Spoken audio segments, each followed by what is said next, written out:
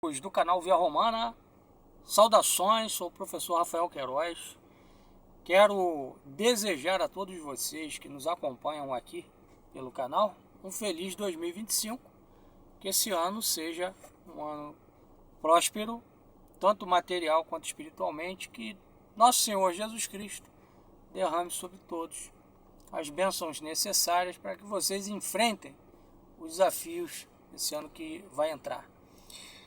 Bom, vocês devem ter acompanhado no noticiário a recente briga entre o Steve Bannon e o Elon Musk, ambos figuras importantes aí desse novo governo Trump, né, desse segundo governo Trump. Como nós tínhamos dito aqui numa análise que fizemos ano passado sobre perspectivas para esse futuro segundo governo Trump, esse governo ele vai ser composto por alas contraditórias, com propostas diferentes, opostas, em muitos aspectos opostos, e isso vai tornar a análise, né, o próprio desenvolvimento, imagino, o desenrolar desse governo bastante interessante do ponto de vista da compreensão da política, seja estadunidense, seja mundial. E isso tudo que está acontecendo, essa briga, ela é relacionada ao seguinte: o Elon Musk defendeu a importância, a necessidade dos Estados Unidos fazer uma política migratória seletiva, ou seja, deixar entrar os imigrantes qualificados e impedir os desqualificados de entrarem ou de continuarem por lá. Porque a gente sabe que a política do Trump é uma política anti-imigração, pelo menos no discurso, né? Porém, o Musk já de cara deixou claro, né, que o que ele imagina que tem que ser feito pelo governo Trump não é o combate a qualquer tipo de imigrante, mas só aos imigrantes desqualificados. Tá bom? Já o Steve Bannon, ele tem uma visão de capitalismo nacional, de capitalismo, diríamos até iliberal. Então é uma visão diferente. O Musk, uma visão de capitalismo global, proposta, né, dele é de um capitalismo aberto, globalizado, etc. Os Estados Unidos liderando esse processo, né, de globalização, obviamente. E o Bannon tem uma outra visão que seria de privilegiar o americano, o norte-americano, onde ele pensa uma política de combate total a qualquer tipo de imigrante, seja ele qualificado ou desqualificado. E aí houve uma discussão entre os dois, né? O Bannon acusou o Musk de não ser americano, de fato ele não é, de ter chegado onde chegou com o apoio, com a ajuda do Estado americano. Isso é fato, é uma verdade também. E o que isso nos ensina? Qual é a conclusão que nós tiramos disso? Bom, recentemente, lá no meu blog, Catolicidade, nós escrevemos um artigo chamado Globalismo é o Norte-Americanismo, mostrando por que é impossível a existência de uma direita antiglobalista pró-ELA, tá? Porque os Estados Unidos é a ponta de lança do globalismo.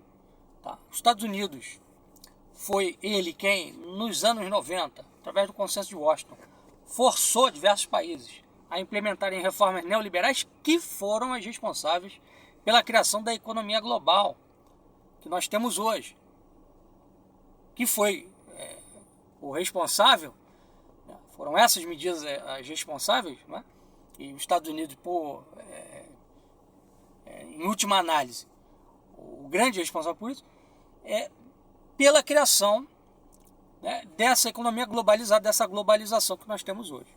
E quem fala globalização fala globalismo, porque se você vai ter uma globalização econômica, você vai precisar ter leis, você vai precisar ter estruturas políticas para garantir o funcionamento desse mercado mundializado, desse mercado globalizado, tá?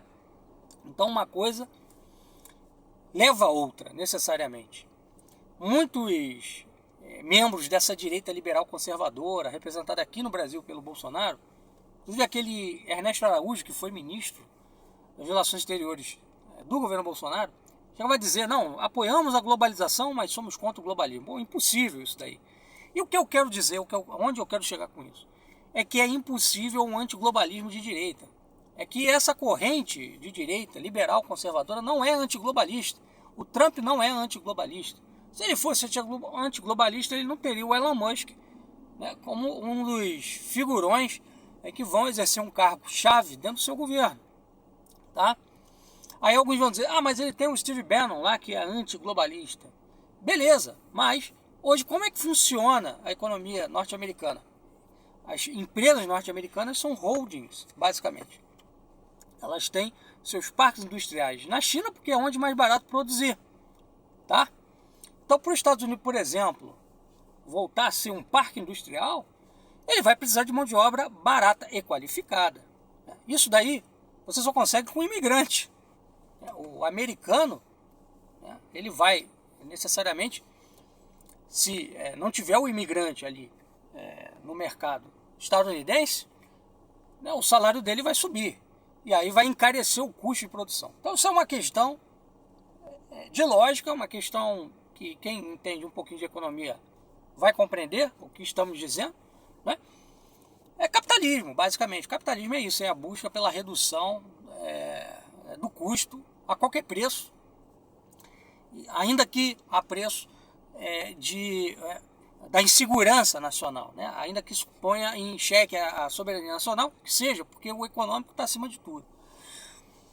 E aqui é fundamental, vou deixar o link desse artigo para vocês lerem, peço que leiam com atenção, e aqui é fundamental notar o seguinte, né, que o Trump já no primeiro governo tinha dito que ia fazer uma política dessa, né, de recuperação da indústria americana, etc. Não fez nada. Minha tia, por exemplo, mora nos Estados Unidos, acho que até citei isso no vídeo lá que gravamos fazendo essa análise, né, e o marido dela é engenheiro elétrico, tá? Não tem emprego desde a era Obama, porque as empresas que forneciam emprego para engenheiros foram para a China.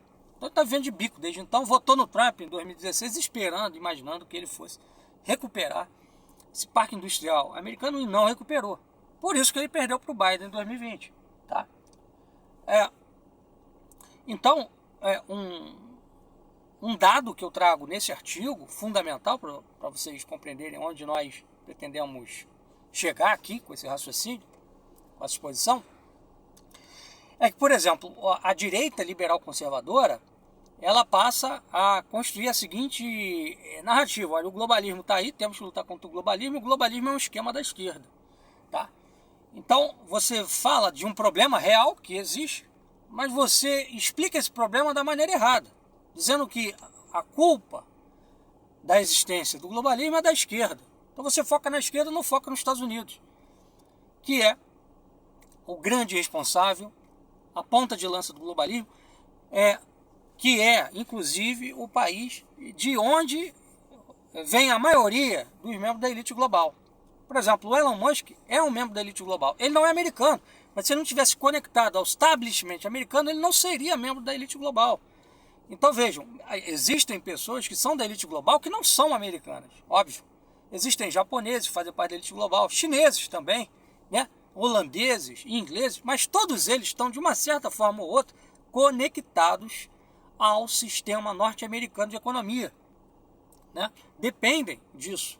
Fizeram dinheiro através do sistema dólar, ou produzindo para indústrias americanas, ou fornecendo serviços financeiros para os Estados Unidos, enfim, ou se favorecendo dessa estrutura de globalização que foi montada pelos Estados Unidos. Tá? Então não tem para onde ir, não tem escapatória. A elite global, ela depende de uma estrutura montada pelos Estados Unidos da América e mantida por ele. Então, Estados Unidos da América é o grande responsável pelo globalismo. Então, todo antiglobalista tem que ser, por coerência, anti-americano. E aqui o que a gente vê no Brasil é um antiglobalismo pró-ELA, quer dizer, é um absurdo. Por isso que eu estou falando disso daqui. Né? Tentar esclarecer, trazer consciência, trazer luz para o gado. Porque agora vai ter muita gente aí com a posse do Trump que vai ter orgasmo múltiplo, né? Imaginando que, olha, chegou a hora, vamos derrotar a elite satânica global. Não, nada disso vai acontecer, esqueçam. Tá? Então, assim, o caminho para lutar contra o globalismo não é outro senão o nacionalismo. Né? Essas direitas liberais conservadoras que tem aí, Milei, Bolsonaro, enfim, Meloni na Itália, isso é tudo farsa. Isso é tudo um blefe. Não passa de farsa. Então não existe outro caminho senão o nacionalismo.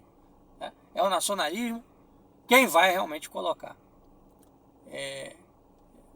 barreira ao globalismo. E o Trump, né, não é nacionalista. O Trump é um cara que representa uma direita patriótica, liberal, conservadora, tá?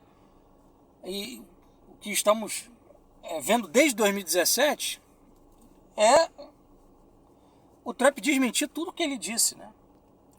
E ainda tem gente que continua apostando nele. Porque desde 2017, lá, acho que em abril de 2017, quando ele ataca a Síria, ficou muito claro que aquela proposta de isolacionismo, não, nós vamos fazer uma política isolacionista. Isso tudo mentira. Não foi feito nada disso. Tá?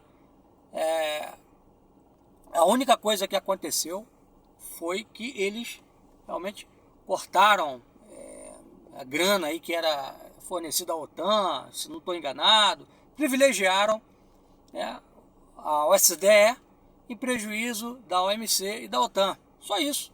Mas continuou fazendo uma política intervencionista. Eu pergunto aqui, como perguntei naquela análise, na época, se o Trump é antiglobalista, se o Trump é isolacionista, como alguns imaginam, por que ele não suspendeu as sanções que foram impostas à Rússia em 2014 pelo então governo Obama, no contexto da Crimeia, da anexação da Crimeia pela Rússia? Ele não suspendeu. Tá? E ainda tem gente agora apostando, embora até seja uma possibilidade isso aí acontecer, mas tem gente apostando muito alto que não só uma possibilidade, uma certeza que o Trump vai fazer um acordo com a Rússia, vai entregar a Ucrânia para a Rússia e em troca ficar com Taiwan e regiões do Oriente Médio. Eu já falei, sou cético em relação a isso. Então, leiam esse artigo. O globalismo é o norte-americanismo. Entendam de uma vez. O inimigo é os Estados Unidos. É contra ele que nós temos que lutar. E nós não vamos vencer o globalismo com direita liberal conservadora, mas com nacionalismo. Tá bom? Um abraço, até a próxima.